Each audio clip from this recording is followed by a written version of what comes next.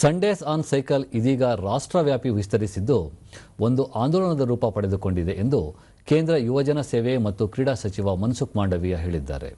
ದೆಹಲಿಯಲ್ಲಿಂದು ಅವರು ರೈಲ್ವೆ ಇಲಾಖೆ ಸಿಬ್ಬಂದಿಯೊಂದಿಗೆ ಸಂಡೇಸ್ ಆನ್ ಸೈಕಲ್ ವಾರದ ಕಾರ್ಯಕ್ರಮದಲ್ಲಿ ಭಾಗಿಯಾಗಿದ್ದರು. ಸ್ವದೇಶಿ ನಮ್ಮ ಹೆಮ್ಮೆ ಎಂಬುದು ಈ ವಾರದ ಘೋಷವಾಗಿತ್ತು. ಈ ಬಾರಿ ದೇಶಾದ್ಯಂತ 8,000 ಸ್ಥಳಗಳಲ್ಲಿ ಸಂಡೇಸ್ ಆನ್ ಸೈಕಲ್ ಕಾರ್ಯಕ್ರಮವನ್ನು ಆಯೋಜಿಸಲಾಗಿತ್ತು. 50ಕ್ಕೂ ಹೆಚ್ಚು ಸಂಸದರು ಜಾಥಾದಲ್ಲಿ ಪಾಲ್ಗೊಂಡು ಸ್ವದೇಶಿ ಉತ್ಪನ್ನಗಳ ಉತ್ತೇಜನಕ್ಕೆ ಕರೆ ನೀಡಿದರು.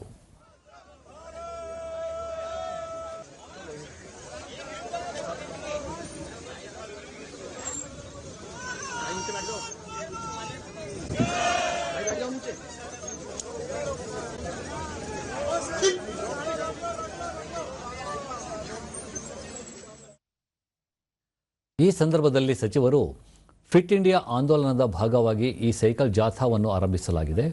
ಸೈಕ್ಲಿಂಗ್ ದೇಹಾರೋಗ್ಯಕ್ಕೆ ಉತ್ತಮವಾದ ವ್ಯಾಯಾಮ ಆಗುವುದಲ್ಲದೆ ಪರಿಸರ ರಕ್ಷಣೆಗೂ ಪೂರಕವಾಗಿರುತ್ತದೆ ಎಂದರು. ಅಲ್ಲದೆ ಕೇಂದ್ರ ಸರ್ಕಾರ ಜಿಎಸ್ಟಿ ದರ ಇಳಿಕೆ ಮಾಡಿರುವುದನ್ನು ಸ್ವಾಗತಿಸಿದರು.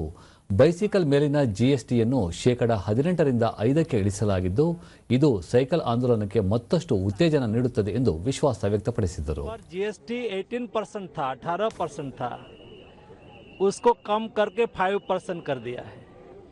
यानी कि साइकिल अभी 350 से 400 रुपया सस्ती हो चुकी है.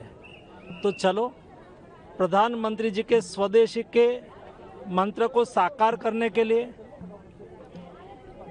अपनी सेहत को ठीक रखने के लिए फिट इंडिया मूवमेंट के साथ जुड़िए और अपने स्वयं को स्वस्थ रखिए.